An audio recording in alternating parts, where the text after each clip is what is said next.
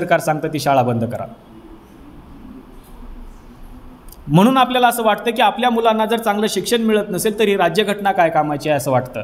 पण राज्यघटना तसं नाही सांगत। राज्यघटनेच्या कलम 21 क मध्ये असं सांगितलेलं आहे फंडामेंटल राईट्समध्ये की प्रत्येक 6 ते 14व्या वयोगटातील लहान मुलांना शिक्षण हे सक्तीचं आणि मोफत दिलं पाहिजे।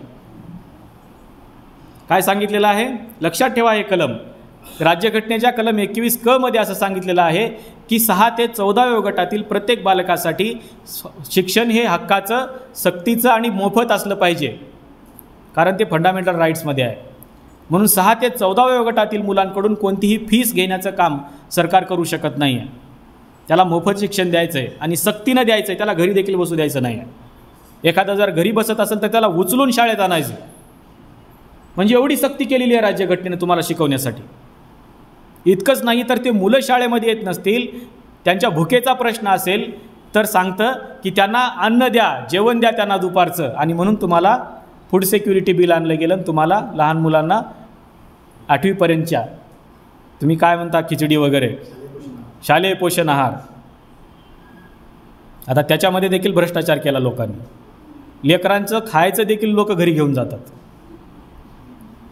म्हणजे कशात आपण काय करतोय नेमकं। राज्यघटना सांगते आहे की त्यांना मोफत शिक्षण द्या आणि आपल्याला माहिती आहे ज्युनियर केजीची फीस 1 लाख रुपये झालेली आहे। कोण वाईट आहे? राज्यघटनेने सांगितलं अरे वा त्यांना मोफत द्या, पण सरकार सांगतं नाही नाही त्या इंग्लिश स्कूलमध्ये 1 लाख रुपये फीस आहे, त्यांची फीस भरून बघा तुम्हाला काय करायचं ते।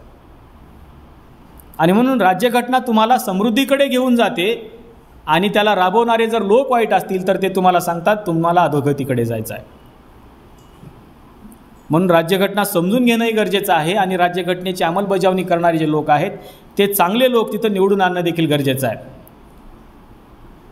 पण आपण त्याचा विचारच नाही करत। आपण आपल्या वडिलांना विचारलं पाहिजे घरी गेल्यानंतर की माझ्या शिक्षणावरती एवढा खर्च का होतो आहे आज? तुमच्या वेळेस तर एवढं नव्हतं। तुम्ही ज्या शाळेमध्ये जात होते, ज्या काळात शाळेत जात होते त्यावेळेस हीच राज्यघटना होती आणि आज आम्ही शाळेत जातो आहे तर तीच राज्यघटना आहे। तुम्हाला मोफत शिक्षण मिळालं, तुम्हाला नोकऱ्या मिळाल्या, आम्हाला शिक्षण मोफत का मिळत नाही आहे, आम्हाला नोकऱ्या का मिळत नाही आहेत? त्यावेळेस तुमचे वडील सांगतील की आमच्या वेळेस सरकार चांगलं होतं। साधं उत्तर आहे,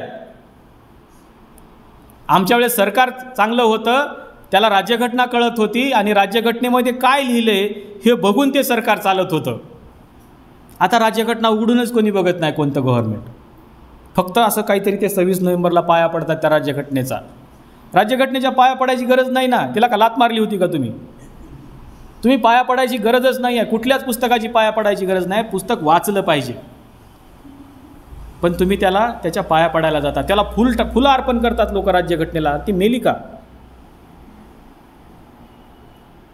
आता आपण बघितलं होतं मागच्या वेळेस की राज्यघटना अशी सजवलेली होती, तिच्या आजूबाजूला असे फुलं अंथरलेले होते, राज्यघटनेला एक हार घातलेला होता आणि आपल्या देशाचे पंतप्रधान तिथं पाया पडत होते।